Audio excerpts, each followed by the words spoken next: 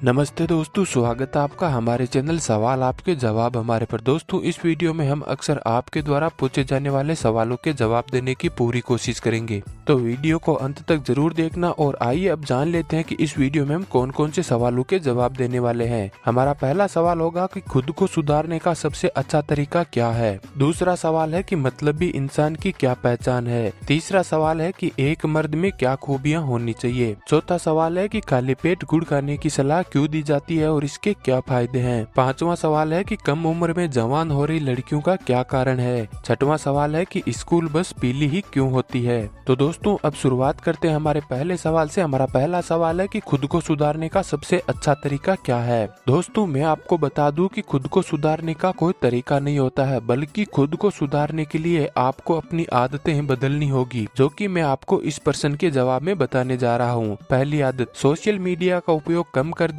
और किताबें पढ़ने में आनंद रखें। सपने देखना बंद कर दे और मेहनत करना शुरू करें। तीसरी आदत, अपने आप पर कठोर होना बंद करें और खुद को प्रेम करना सीखें। नंबर 4, आशाहीन होना बंद कर दें और आशावादी बने। नंबर 5, खुद की तुलना दूसरों से करना बंद कर दें। अपने आप की तुलना करना शुरू करें कि आप कल, सप्ताह या एक दिन पहले क्या थे। नंबर 6, दूसरों की निंदा करना बंद कर दें और सबकी प्रशंसा करना सीख लें। यह बात बहुत काम आएगी। नंबर 7, हर चीज के लिए हाँ करना बंद कर दें। यदि आपको लगता है कि आप कुछ कारणों से कोई काम नहीं कर सकते, तो उसके लिए मना कर दें। नंबर 8, जंक फूड खाना बंद कर दें। स्वस्थ भोजन, फल एवं सब्जियों का सेवन करना सीखें। नंबर 9, हर काम में जल्दबाजी करना बंद कर दें और धैर्य रखना शुरू करें। नंबर 10, खुद से झूठ बोलना बंद कर दें और वास्तविकता का सामना करना शुरू करें। नंबर 11, भावनात्मक रूप से सोचना बंद कर दें, तर्कसंगत रूप से सोचना शुरू करें। नंबर 12, दूसरों को प्रभावित करना बंद करें और खुद को प्रभावित करना शुरू करें। नंबर 13, अपने अतीत पर रोना बंद करें, अपने भविष्य पर मुस्कुराना सीखें। नंबर 14, मीडिया की हर बात को मानना बंद करें और अपना खुद का शोध करना शुरू करें। नंबर 15, सुबह जल्दी उठना शुरू करें और हल्का व्यायाम करें। दोस्तों, यह 15 आदतें मैंने आपको जो बताई है, अगर आप इन आदतों को अपने जीवन में उतार लेते हैं तो आपका जीवन बर्बाद होने से बच जाएगा और आप एक अमीर एवं सफल आदमी बन पाएंगे। दोस्तों, आपके द्वारा पूछा जाने वाला दूसरा सवाल है कि मतलबी इंसान की क्या पहचान होती है। दोस्तों, मतलबी इंसान की सबसे अच्छी पहचान है कि वह बहुत मीठा बोलता है। अब आप सोचेंगे कि हर मीठा बोलने वाला इंसान मतलबी थोड़ी न होता है, तो आप सही हैं। दरअसल मतलबी इंसान जब तक उसका मतलब सिद्ध न हो जाए तब तक वह आपका साथ नहीं छोड़ेगा, भले ही आप उसको कुछ अनचाहा भी बोल दो। वह उन अनचाही बातों पर भी खिसियाता रहता है जिन पर किसी को भी बुरा लग सकता है। उसके स्वभाव में जल्दबाजी होती है अपना उल्लू किसी भी तरह से सीधा करने की। मतलबी इंसान जब तक उसका कार्य सिद्ध न हो जाए वह आपकी हाँ में हाँ मिलाता रहता है। मतलबी इंसान हर बात में आपको जल्दी से जल्दी कार्य सिद्धि के लिए दबाव डालेगा। मतलबी इंसान का मतलब सिद्ध होने के बाद उस बात पर भी नाराजगी दिखा सकता है जिसमें नाराजगी वाली कोई बात ही ना हो। यदि उसे लगे कि अब उसका पूरा मतलब सिद्ध हो चुका है तो वह आपसे दूरी बनाने की कोशिश करेगा, किंतु उसे लगे कि आप अभी भी उसके काम आ सकते हैं तो वह तब तक आपकी चापलूसी करेगा जब तक उसका पूरी तरह से मतलब सिद्ध न हो जाए और आप उसे कम से कम उस समय के लिए निरर्थक लगो। अतः आपको यदि कभी भी ऐसे लोगों से सामना करना पड़े तो उन्हें अपनी अहमियत का एहसास लगातार करवाते रहना चाहिए, अन्यथा ऐसे लोगों से दूरी बनाकर रखनी चाहिए। दोस्तों, आपके द्वारा अक्सर पूछा जाने वाला तीसरा सवाल है कि एक मर्द में क्या खूबियां होनी चाहिए। दोस्तों, देखा जाए तो एक मर्द में बहुत सारी खूबियां होनी चाहिए, लेकिन बहुत खास खूबियां ही हम आपको बताने जा रहे हैं। पहली खूबी, दोस्तों, एक मर्द को अपने घर व परिवार की जिम्मेदारियों को निभाने वाला होना चाहिए, न कि घर की जिम्मेदारियों से भागने वाला। नंबर 2, एक जिम्मेदार मर्द पत्नी और औरत को कभी कमजोर नहीं समझता और उन्हें हमेशा आगे बढ़ने के लिए प्रेरित करता है, उनका हमेशा साथ निभाता है। नंबर 3, एक मर्द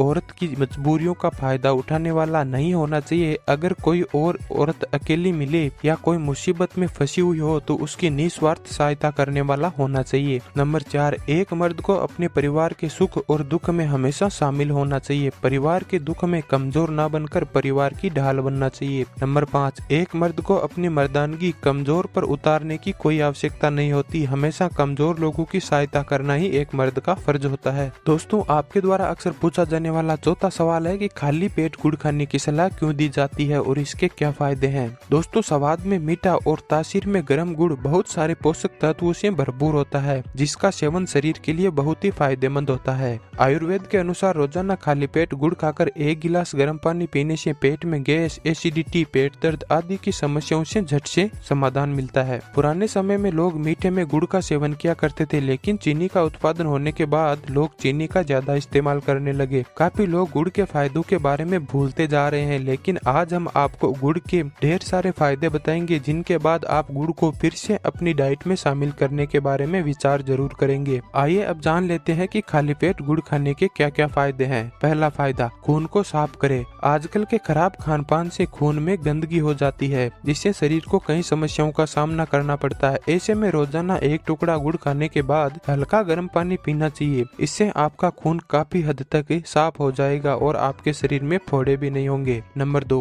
काफी लोगों को जोड़ों व घुटनों में दर्द का सामना करना पड़ता है, जिसमें गुड़ व गर्म पानी काफी फायदा करता है। नंबर 3, पेट संबंधी समस्याएं जैसे कि गैस, कब्ज, एसिडिटी आदि में गुड़ एवं गर्म पानी एक अद्भुत औषधि का कार्य करता है। नंबर 4, जिन लोगों के शरीर में खून या आयरन की कमी होती है वो खाली पेट गुड़ एवं गर्म पानी का सेवन करें और अद्भुत फायदों को खुद अपनी आंखों से देखें। नंबर 5, अगर आप मोटापे से परेशान हैं तो गुड़ एवं गर्म पानी आपकी चर्बी को कम करने में काफी मददगार साबित होगा। नंबर 6, खाली पेट गुड़ एवं गर्म पानी का सेवन श्वसन संबंधी रोगों जैसे कि अस्थमा के उपचार में काफी मददगार साबित होता है। तो दोस्तों, अब आपको पता चल ही गया होगा कि उचित मात्रा में गुड़ का सेवन कितना फायदेमंद होता है, जबकि इसके विपरीत चीनी के सेवन से कोई फायदा नहीं होता। दोस्तों, आपके द्वारा पूछा जाने वाला 5वां सवाल है कि कम उम्र में जवान हो रही लड़कियों का क्या कारण है। विश्व स्वास्थ्य संगठन के एक रिपोर्ट के अनुसार आज के समय में लड़कियां कम उम्र में जवान हो रही है। लड़कियों के जवान होने की औसत आयु पहले 14 साल थी, जो घटकर 12 से 13 साल हो गई है।